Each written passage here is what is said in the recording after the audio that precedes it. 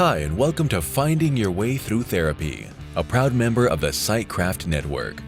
The goal of this podcast is to demystify therapy, what can happen in therapy, and the wide array of conversations you can have in and about therapy.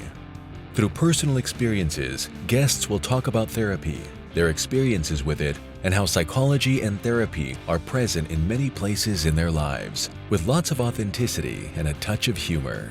Here is your host, Steve Bisson. Merci de continuer à écouter. Thank you for continuing to listen. And hi, and welcome to episode 173 of Finding Your Way Through Therapy. If you haven't listened to episode 172 yet, go back and listen. There was the mental men again. We had a lot of good conversation in regards to mentorship, among other things. And, go listen to it. We talked about the old ways of training. We've came up with a couple of ideas that for the future. I don't know if they're going to come out or not, but certainly we had that. But episode 173 will be with Abbie Westgate. Abbie Westgate is a former UK police sergeant. She served for about 6 years. She was passionate about her work, but fell seriously ill a year from stress, burnout, and trauma in both her professional and her personal life. On her road to recovery, she discovered a different approach to healing and was working on body semantics as well as the nervous system.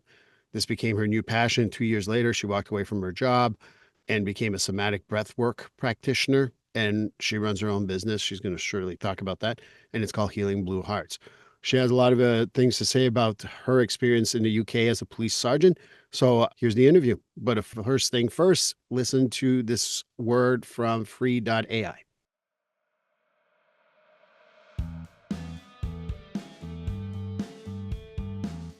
Getfree.ai. Yes, you've heard me talk about it previously in other episodes, but I'm going to talk about it again because Getfree.ai is just a great service. Imagine being able to pay attention to your clients all the time instead of writing notes and making sure that the note's going to sound good and how are you going to write that note and things like that. Getfree.ai liberates you from making sure that you're writing what the client is saying, because it is keeping track of what you're saying and will create after the end of every session a progress note. But it goes above and beyond that. Not only does it create a progress note, it also gives you suggestions for goals, gives you even a mental status if you've asked questions around that, as well as being able to write a letter for your client to know what you talked about. So that's the great thing. It saves me time, it saves me a lot of aggravation, and it just speeds up the progress note process so well. And for $99 a month, I know that that's nothing. That's worth my time. That's worth my money. The best part of it too is that if you want to go and put in the code Steve50 when you get the service, at the checkout code is Steve50, you get $50 off your first month.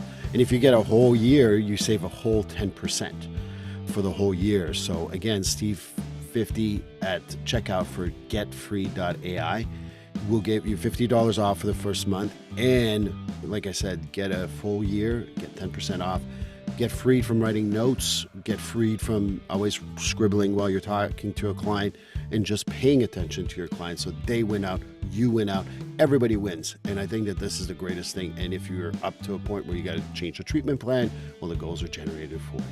So getfree.ai, code Steve50 to save $50 on your first month. Well, hi, and welcome to episode 173. This is an exciting episode for me because Abbie Westgate, or Abbie Westgate, just want to make sure I pronounce it properly. Abbie is a former United Kingdom police sergeant and has shifted her world into something more interesting to me, not because it's not interesting to talk about first responder stuff, but really somatic breathwork. And she wants to share all this with us, plus more, I'm sure. And yes, for those of you who listen to this regularly, yeah, breathwork is hard. It's a TH, and it's not my first language, so please give me a break. So Abbie Westgate, welcome to Finding Your Way Through Therapy. Hi, Steve. Thank you for having me today. Well, I'm excited to have you on, and I know that we talked a little bit before the interview, and I wanted really this to be a conversation because you're fascinating have a couple more people I know that are going from the first responder world to the mental health / coaching / whatever you want to call it world. And I think that's so important because you bring a unique approach. And I mean that from the bottom of my heart, because I think that sometimes therapists, they will have some of the life experience, but having that type of life experience really changes how you present things. But I feel like I'm describing you right now. So how about you tell me a little bit about yourself? Thank you, Steve.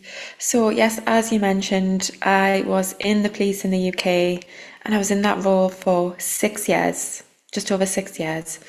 And when I first joined those 6 years ago, it was my dream job and I did not see myself doing anything else. Like I had just one vision for life and I thought that was going to be it. But just before I was about to join the police, I went through the death of my mum, which was very sudden and unexpected. So it meant that when I was joining the police and starting my training, I also had this big bereavement going on in the background. And whilst it was a bit of a double-edged sword because I was starting my dream career, but it was just at a time where there was so much sadness and a lot of difficulty to manage. And then when you compare that to police training and learning to be a good police officer, that requires you to be at the top of your game and really switched on. And I also found that the culture at the time was very much kind of just get on with it. And if you can't, then maybe you're not up for the job. That's the message loud and clear that I got. So I ended up pushing those feelings of grief down and everything that was happening in my personal life to be able to survive and do well within my career. And for a long time that worked. I was very mindset driven and was getting a lot of achievements in life. And within 3 years I was promoted and I was doing really well in my career, loved it. But all that grief and trauma under the surface that I hadn't dealt with was coming out in other ways, and it was starting to really unpick like relationships, just the way I was looking after my health, until I reached this point where I hit this period of burnout and I felt like everything went wrong in life, everything just came crumbling down. And when I was at a period of burnout and when I had physically ill health, all that grief and all the trauma came up too, but there was nowhere to run and hide. So I found myself in this really difficult position. I was in a job with a lot of responsibility, but I was physically unwell and I was still going to work because I didn't want to let anyone down or show any signs of kind of weakness given the culture and the environment, and probably my own ego as well. I didn't want to seem like I was weak and that I couldn't do my job. And then underneath the surface, I had all these emotions and feelings that were intensified because of how long they'd been suppressed. So that was a real kind of crossroads moment for me. And that's kind of how I got onto the path of breathwork and, took a different life path, shall we say. Well, we'll agree to disagree on that because I think that helping the community as a police officer or a sergeant and working in the breath work and the mental health field, there is helping others in they're the same thing in that way. So we'll agree to disagree that they're a different life path. I think it's similar. It's just a different way of dealing with it. And I'm very sorry for your loss. That's a young age to lose your mom. I'm sure that was very difficult. What I'm hearing, too, is someone who's been through therapy, because I'm listening to someone who is describing a lot of different things. So have you ever been in therapy, which is a standard question here and finding your way through therapy? So I've had some talking therapies, that's what we call it in the UK, maybe 3 occasions for a few sessions each. And with varying experiences of them, I think when I was younger, it wasn't so great. I had like an online phone call counselling service at work, which was something that I used at the time when I started to feel really quite physically unwell and everything was coming up for me. And I had a few sessions and that was a better experience. But overall, I haven't had like a long run of therapy. Nothing wrong with that. I mean, it's not for everyone. I get that, but I'm a big fan of it, obviously. And it's called talking therapy in the UK. So thank you for the information. I always learn something. As far as the physical health stuff, has that kind of resolved itself for you, or is it kind of like still an ongoing process? Yeah, so as we speak now, I am in the best just physical health and mental health and spiritual health, like that 360 health. I'm just in such a good place. It took a long time to get there, mind. It wasn't an overnight. I think sometimes we can see the before and the afters, and we can really emphasize the after, like look at where I am now, and think that we just jumped from here to here, but there was a lot of hard work that went in between those two moments. So yes, as of now, I'm really good, but I wasn't very good for a long time. Well, I'm happy to hear that you're doing much better. And I think that you pointed out something that I like to remind people is that it's not a linear process, whether it's mental health, physical health, or anything. It's a long process. You see the finished results and everyone's like, oh, great, look, your finished result. Yeah. You know how much hell I went through, either physically or mentally, to get to where I'm at? I think it's an important thing to discuss with people. And just to be realistic with the starting point, because I think if you can see someone achieving something or in a place that seems so out of reach, or just you don't resonate with and think that's nothing I can ever achieve, it's like actually sometimes we do need to see that before, just that we can have that connection and that identity between us. I mean, you know, sometimes the limits we set is only the ones we put in, so to speak, and it's really on us.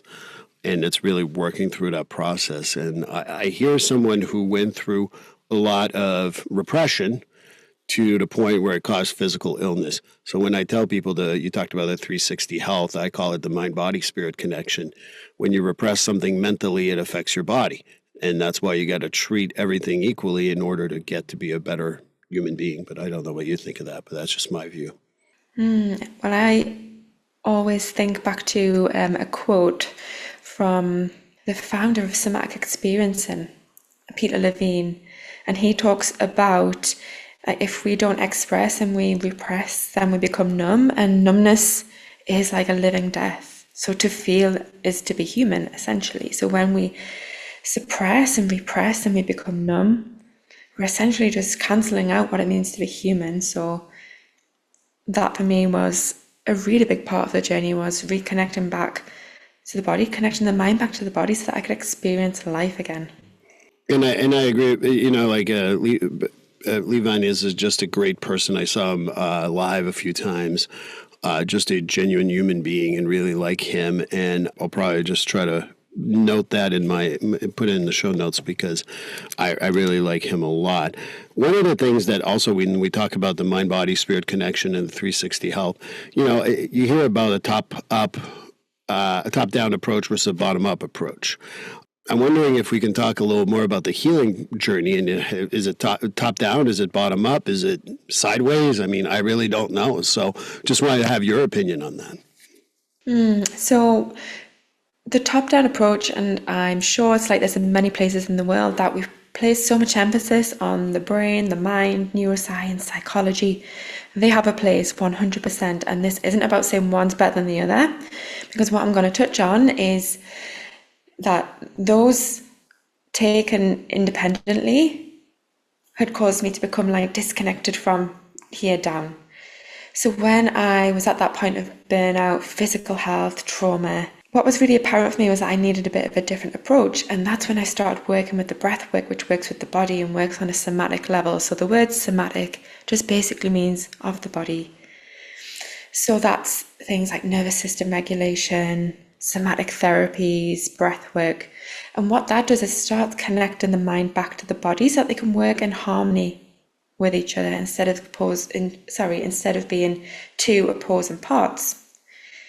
And I think that's the real key part, is that it's not one or the other. It's like when you know how to use the bottom up approach with the top back down approach, that's when we become really powerful. And I know that now if I wanted to go to therapy, I would have a much better experience and get a lot more from it than when my body was speaking a different language and at a different place to where my mind was at.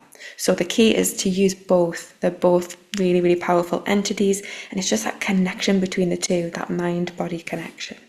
And so if someone I'm just going to make it up as I go here. So when you talk about someone who maybe injures their foot, for example, and you talk a little bit about breath work and the somatic breath work, and that foot continues to feel bad for several weeks. How would you treat someone like that? How would you help them with the somatic breath work in regards to helping them with that? Because sometimes, I'm from the school that we injure stuff because of where our minds are at.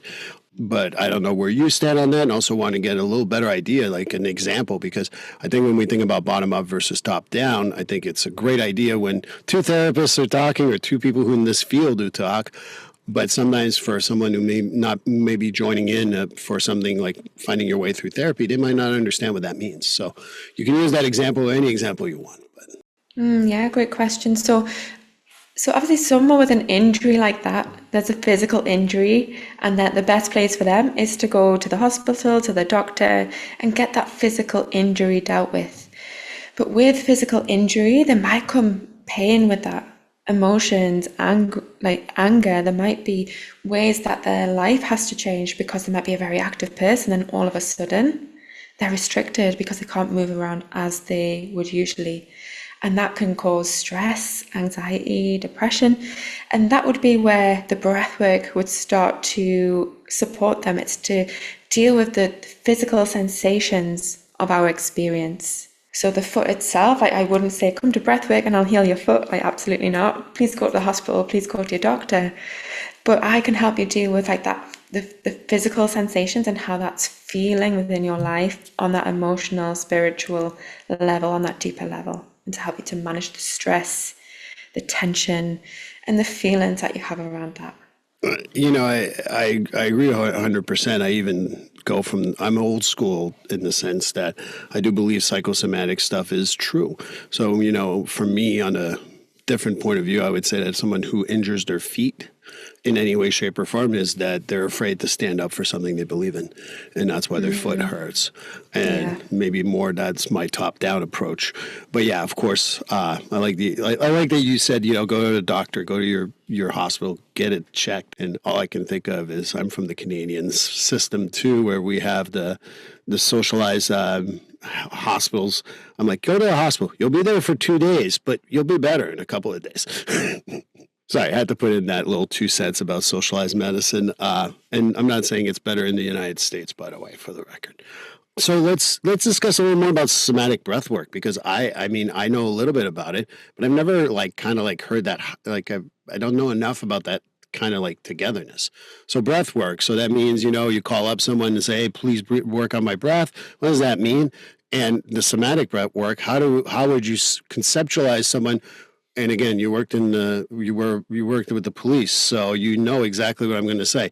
With skeptical people who would look at you and go, that's a lot of bullshit what you just said. How would you describe it, and how would you maybe address any skepticism that people may have? Firstly, I'll just touch on the skepticism point first before I give you kind of the touching on the definition of somatic breathwork. And I'll say that breathwork is experiential because you're working with the nervous system. So essentially, once someone has an experience of the breathwork, it will speak for itself. So actually, I'm not here to I wouldn't necessarily debate somebody's skepticism. I would give them the experience and let them make their mind up. If after that it's a no from them, then at least they know that this is a no for me. And yeah, if they want to be skeptical about it, then have an experience. See if it works for you. If not, then great. You know that breathwork isn't for you.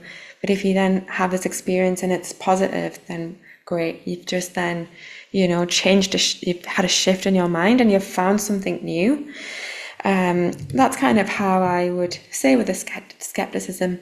And I suppose in terms of the way that I would address and talk about what breathwork is, I would change the definition slightly depending on who I was with. So I also work with frontline workers, but I also work with a lot of entrepreneurs who are quite spiritual. So I would use very different languaging when I'm speaking to spiritual entrepreneurs or those from a personal development background who are very familiar with breathwork and the kind of deeper connotations with it, as opposed to somebody who I was meeting from the police or the ambulance service for the first time. But generally, this is kind of how I like to introduce somatic breathwork.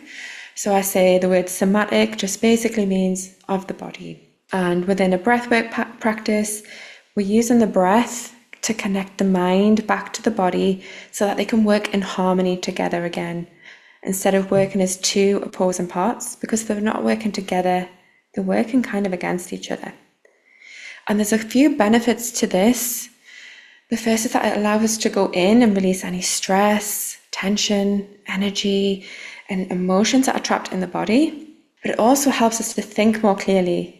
It helps us to rebalance our energy levels in our nervous system.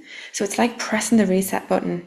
And I think a lot of people can resonate with wanting to feel less stressed, wanting to feel more energy, and just having a nice reset in the body.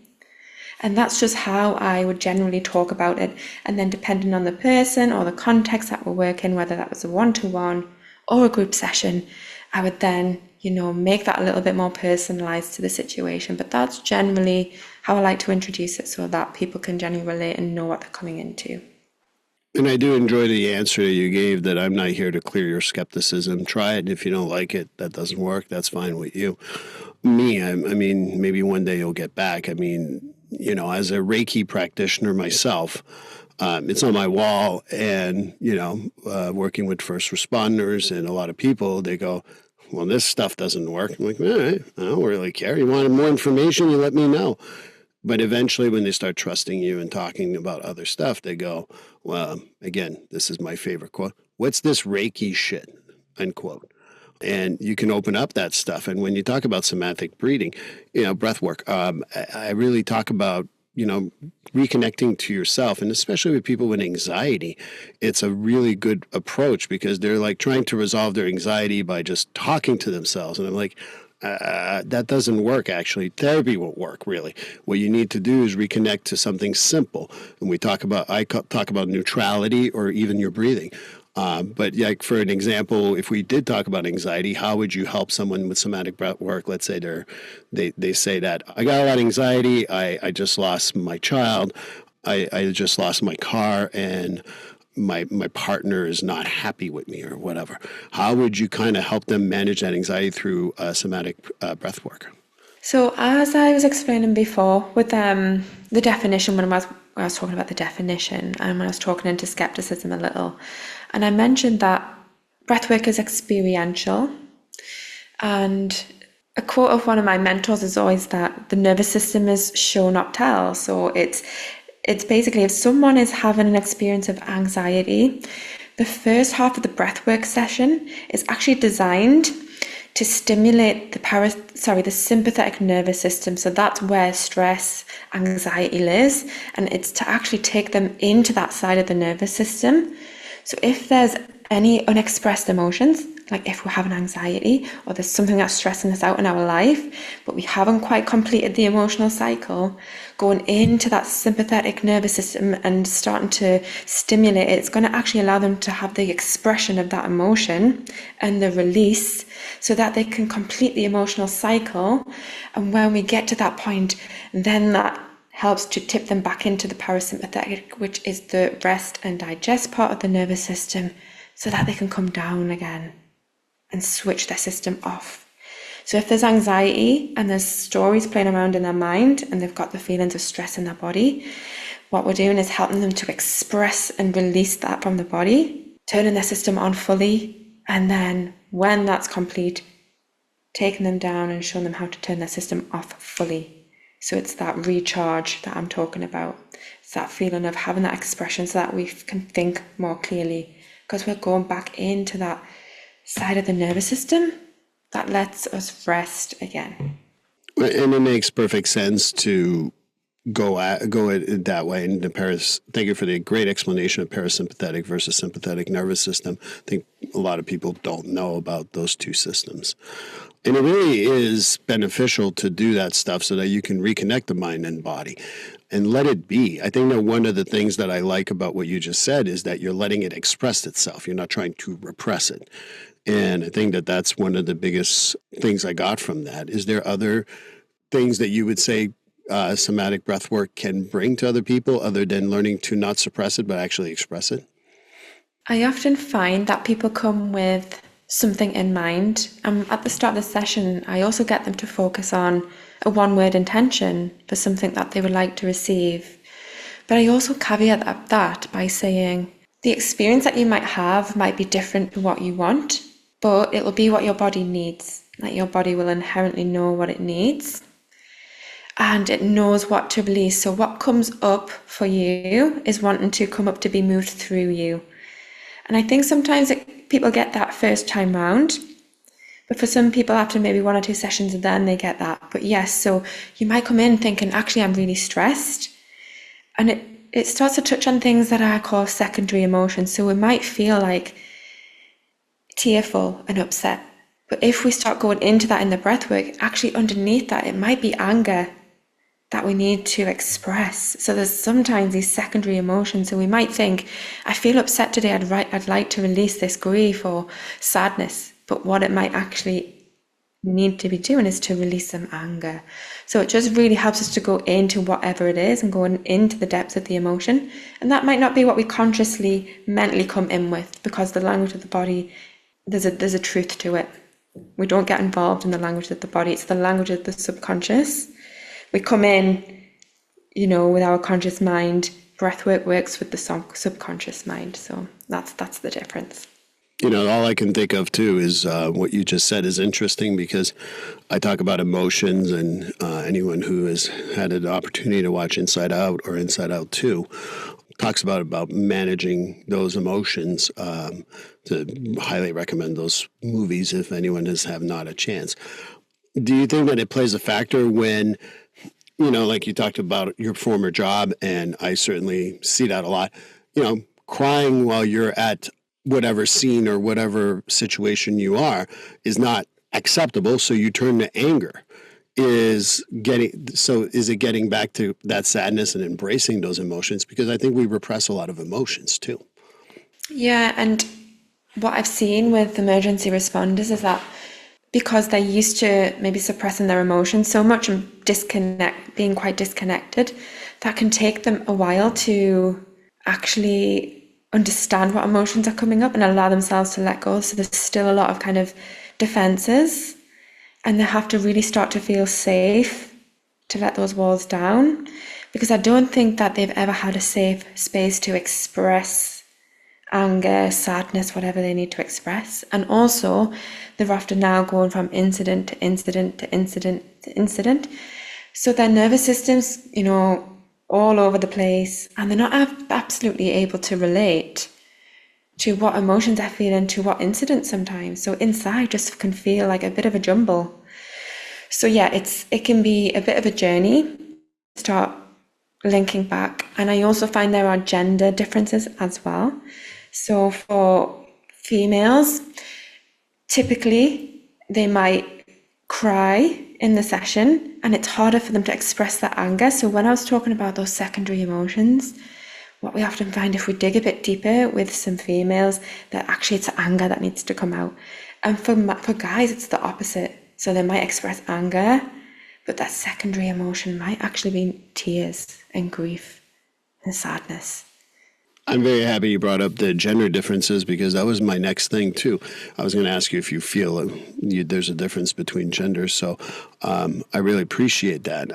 I find that even socially, I don't think that what I remind people is that we're socially taught these things. If I had to cry, by the way, during this podcast, I wouldn't hesitate 2 seconds. If it felt sad, I felt sad. I couldn't care less. And people repress those things, and it's acceptable. I'm a male, but I'm a therapist, so it's okay for me to cry.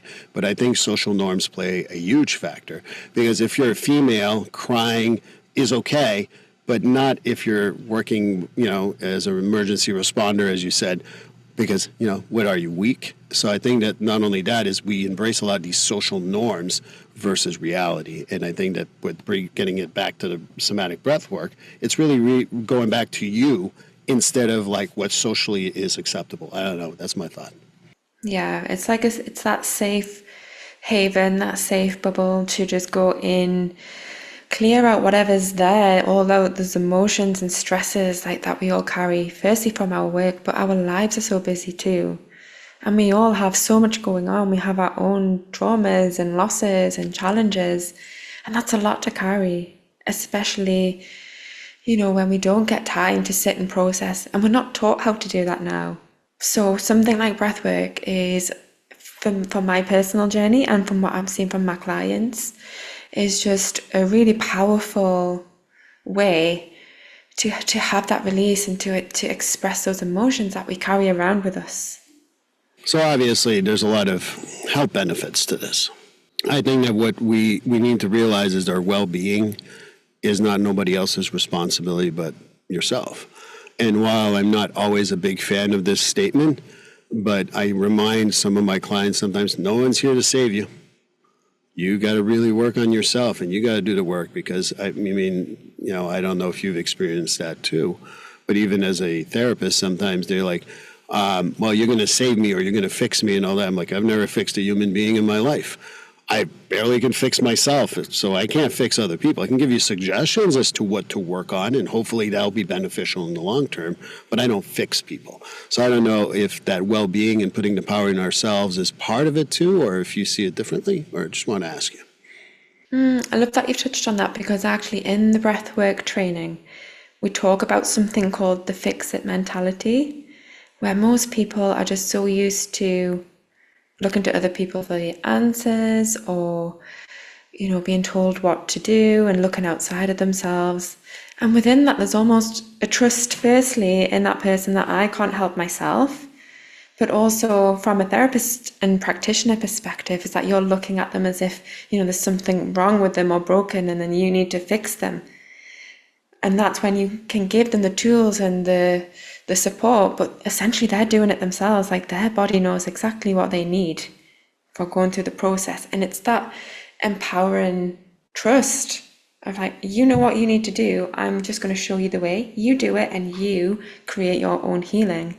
You create your own well-being. You create your own experience. It's all in your hands. It's quite empowering, as opposed to, well, you come to me and then you're going to need to come to me every time that you feel stressed, anxious, etc. It's that person, it's putting it in their hands and trusting them to do so as well. I like that, because even, without knowing, you actually touched base on last week's episode where we talked about the healing process and how we got to empower people and look at their positives, and, not always looking at what's wrong, but what's right. And I think that unknowingly, you've connected two podcast episodes together. So I appreciate that, because I really think the other part too is that if we only see ourselves as faulty, we will meet our expectations there. And I think that that's a big problem too, when you're not like really empowering yourself. And that's what I think you're talking about. Yeah, I think as a culture, as a globally, we've outsourced a lot of our own emotions and our own health in the hands of other people. And I think that now it's all about just starting to reclaim those things for ourselves. Like, yes, there are some specialists and things we need to go out there for 100%, but we can also start to just be empowered within ourselves to do certain things for ourselves and reclaim those parts of ourselves to create that healing journey. I so agree, because you talk about the breath work stuff. I remind people that we are such a divided, we're starting to see it more and more, obviously in the United States, we see it on a political level, but I mean, again, the Canadian in me follows the Canadian stuff. You see it in France right now, because, they always call us the cousins up in Quebec. So, and you see it in the UK too, with even, different prime minister being put in, and what people are leaning towards left and right, and then it becomes our identity. And I think that what I tell people is that that's because you want to give power to other people, because my belief system is not affected whether Abbie agrees with me or not. We can have a nice conversation about it, but it's not like if Abbie says, Steve, you're wrong about this, then my life ends. And I think you say you outsource a lot of our emotions. I think we've outsourced our self-esteem to other people based on who we like versus who we are. It's also, going a little bit into the depths here, if that's okay. Yeah. This is your part. I want to, I've enjoyed our conversation so far. So go as deep as you want, because I really enjoy what you're talking about. And please go ahead. So it just brings to mind a quote from Cooley, who states that I am not who I think I am, and I'm not who you think I am. I am who you think that I am. So it's essentially like we see ourselves like as a perception of a perception. Like we're often looking for our own identity through how we believe others perceive us. And I think that all these different healing modalities and therapies out there are really just trying to bring us back to ourselves and start to just reclaim who we are fundamentally and our own authenticity. And the authenticity is so important. This is what I strive for, both in my podcast and in my life in general. Yeah, there's a little bit of showboating in this podcast in some ways. But ultimately, what I feel like the breath work, you talk about breath work, I talk about my spiritual life. I talk about a lot of different things. I've learned not to fake me, and being able to be myself sometimes is painful. And maybe it's not myself. Maybe it's a reaction to what the other person says. But that authenticity, I also remind myself that, I'm not going to spoil it too much, but, we're recording this a little in advance. Who I am today may not be the person once this podcast is released. And there's nothing wrong with that. But once we feel like we got to meet what people think of who we are, oh, that's who they think I am, that's why I got to be. I think it just puts you in a place where you lose your authenticity, you lose yourself, and you can't connect to your body because you're like, who the hell is this? And I felt like that in the first responder space. I felt like I lost my authenticity because in roles where there's such that sense of belonging, you need to belong because your life depends on it in certain situations. So when you have that need to belong, like you lose your authenticity. And it took me a long time. I'm still on that path. I'm getting better with it every day, but yeah, I lost my authenticity for a very long time whilst I was in the police, and that was very painful. It's something that I've shared, I think, on the podcast, and if I haven't, I certainly shared it with other people. When I worked in the first responder world, I was never a first responder. I am not stealing anyone's game here. But I kind of lost myself in that too, because I was in a different position. I started wanting to fit in and, the tough guy image. And this has always been that way. If you think I shaved my head, I've been like this. I had no hair when I was 15. So this is not a look. This is who I am. But the other part, the persona, became so much more important. And, I went from a strong feminist to someone who at times was not very nice. And I think at the end of the day, I think that environment does change you because you feel like you need to be accepted because you're in a shady situation. You need to know that someone is behind you to support you or to do that. And then you got to change a little bit of who you are. And I hear that from especially women in general, but I don't know what you think. But yeah, I think that I see it a lot, but I would say there's not a lot of awareness around that. And what I found I'm in a unique position that I worked for two different police forces, and I had actually two very different experiences.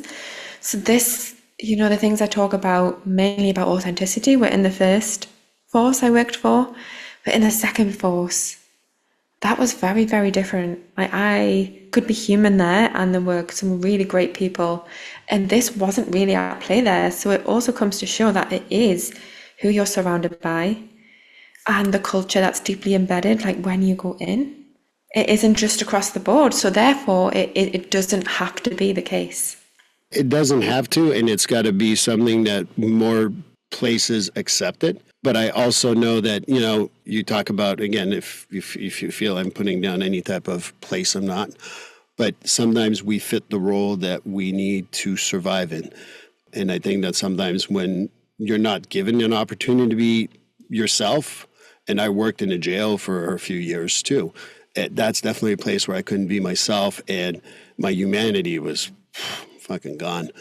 And I don't want to, I treat people who work in the corrections field now, and it definitely is something they also acknowledge because you got to fit in order to survive, essentially.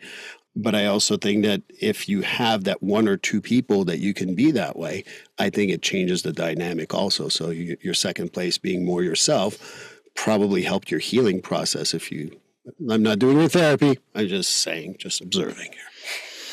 Yeah, well, I obviously have to say that for me, at the first force that I worked for, I didn't have the tools and skills that I have now. I came to them because of the disconnection I experienced in the first working environment. So therefore, it highlighted all my limitations through just going along with it. And when I worked in the second force, I had already, been doing the breath work.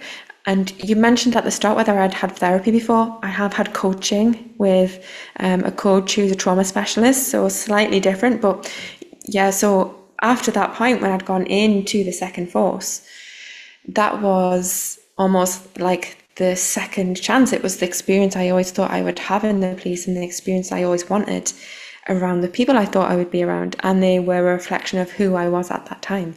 But I maybe wouldn't have got there if I hadn't have had all those limitations exposed in the first force and in the first experience. And I maybe wouldn't have appreciated it as well. I would have maybe just taken that for granted. So you're saying that experience is what we all need in order to grow? Of course, yes. I think that that's the other part too. We talk about somatic breathwork. I remind people about also, oh, I shouldn't have done this, or I wish I didn't go through this. And I tell people that's the worst thing you could ever do for yourself, because that is what is your experience and brought you to this point. People who work in the first responder world, the first emergency responders, as you call them, what I've always found is that there's something in their past that made them say, I want to help other people.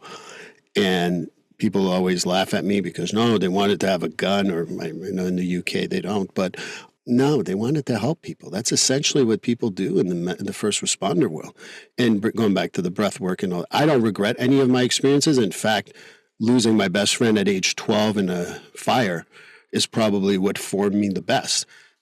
Do I wish my friend was here? Yeah, I could use 5 minutes of a hug with him, obviously, but it's not going to happen, right? So, but it helped me realize that I never want anyone to be alone with any struggles that they have, because blaming no one, I was alone, and I will never let anyone be alone in that. That's really profound, and just so sorry that you went through such a big traumatic bereavement so young. Those experiences, as you say, like they do go on to shape us and form oftentimes part of our purpose in life. And you're completely right in what you say, that we are drawn to frontline work for a reason. And whether they're open and transparent about that reason or not, some people say, it was just something they fell into, or it was a family tradition to be in the police. But I actually know a lot of people, a lot of police officers who've had a really traumatic experiences growing up, and they join the police force because they want to use the experiences to help others. Or also, just to touch on, something that we were talking about even right at the start of the episode, when we were talking about the foot. Do you damage your foot because you're not able to stand up for yourself? Is it you going into the police as some form of reenactment in terms of, am I able to protect those parts of me when I was younger that I couldn't stand up for myself at that time, but here I am, I'm feeling empowered. Maybe it's driven from fear sometimes. I agree. And the quote, negative emotions are not negative. They're an indication of something's wrong. And I kind of remind people like, oh, I don't want anxiety. I'm like, well, you'll be dead when you have no anxiety, so that doesn't exist. Or I don't want to feel sad anymore. Well, no, it's normal to feel sad. It's not, if you lose X, Y, Z, like I lost my best friend. But of course, you're going to have some emotions. And I think that, you talk about the breath work and doing that somatic breath work. I think that what brought me to my realization of my spiritual life is just sitting with the uncomfortable feeling that I had. And I think that that's a little bit of the essence of what you were saying earlier. And I want to get it back to somatic breathwork. I tell my first responders, you felt like crap being in that scene, being in this position. Good. Feel like crap. Come in here, feel like crap. And they're like, really? And I'm like, yeah, because that's what's going to get it out of you. Because if you feel like crap or you repress it, it's going to break your foot. And I'm just making up the analogy we talked earlier, but it's going to break you somewhere else. So going back to the somatic breath work and a little bit of the stuff about negative emotions, I really think it's a good way to even work with first responders to kind of like get them to embrace that, hey, it's okay to feel that way. You want to come and cry in my office and you want to leave with a smile? That's great. But don't deny those, quote, negative emotions. Yeah, for sure. And I think that comes down to this misconception that we have that resilience is not feeling anything and being able to plow through every experience. And this is really, no, that is like the complete opposite to resilience. Is a resilient person somebody who can't feel any emotions and only has like one default emotion, and like they can't express or love anymore, or they can't actually feel anger or sadness? Or is it someone who can go into the depth of every single emotion, feel it, and be able to move past it and hold it and sit in it? And it's the switch between those two. It isn't an easy path. But I used to take the first one. I used to think, right, well, if I just push this down, I don't think about this grief, I don't know how to deal with it, I'll push it down and plow through. But it came back to bite me years down the line. It took 5+ years to deal with that grief. And it takes a long time to get out of that mindset, as you said. I didn't feel anything. That's resiliency. I'm proud of that. And it's hard to break that because you feel good that you fought through, so to speak. And it was a lot harder to, start being able to sit with my emotions. But once I started to learn how to regulate my emotions and my nervous system, I suppose it's maybe not the emotions we fear, it's the reactivity that we fear. Because when we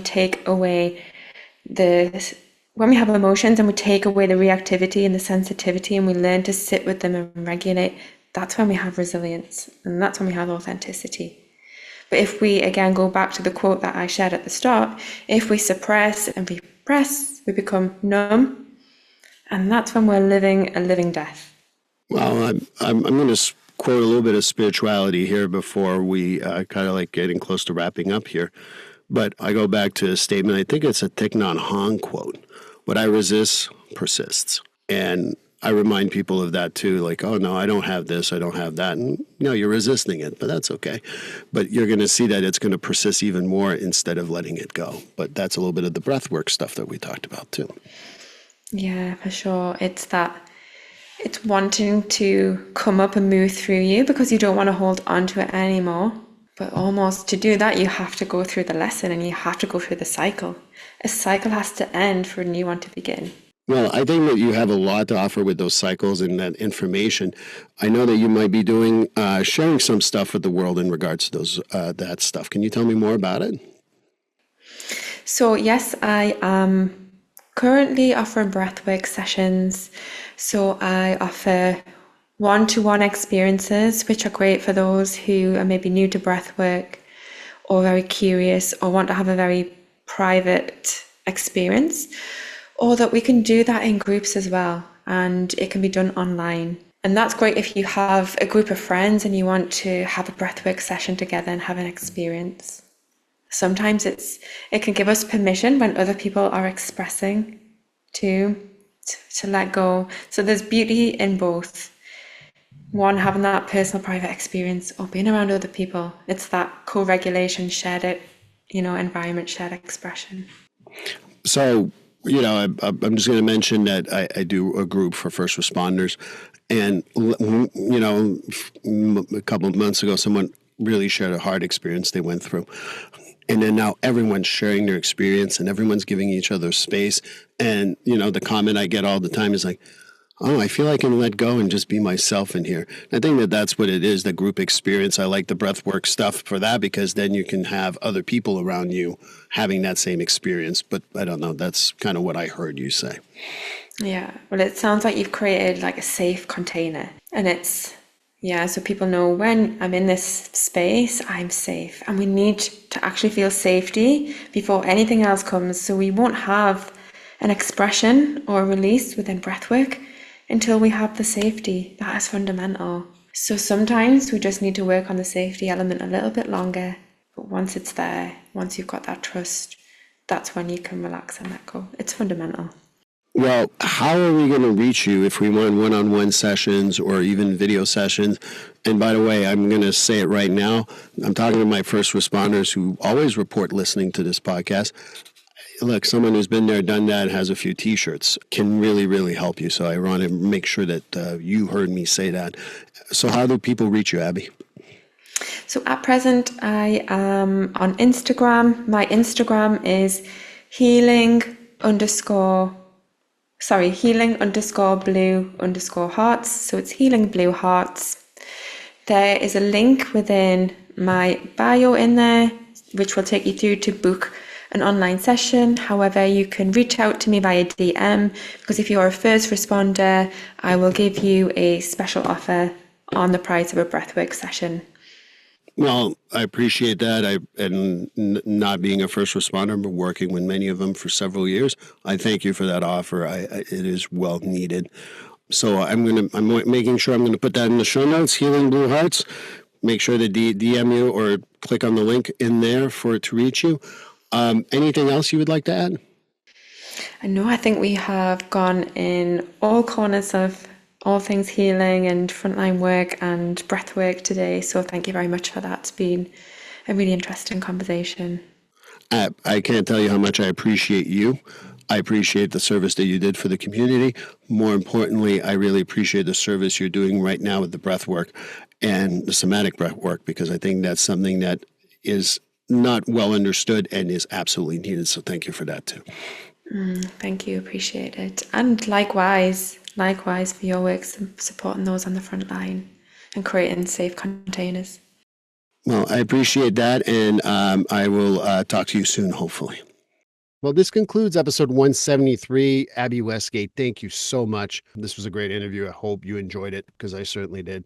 But episode 174 will be with something a little different. We talk a lot about first responder stuff here, but here's someone who's going to tell us how to work. I read her book. It's amazing. Stephanie Cohen, and she's going to talk about how to overcome her fear of dogs. And I hope you join us then. Please like, subscribe, and follow this podcast on your favorite platform. A glowing review is always helpful. And as a reminder, this podcast is for informational, educational, and entertainment purposes only. If you're struggling with a mental health or substance abuse issue, please reach out to a professional counselor for consultation. If you are in a mental health crisis, call 988 for assistance. This number is available in the United States and Canada.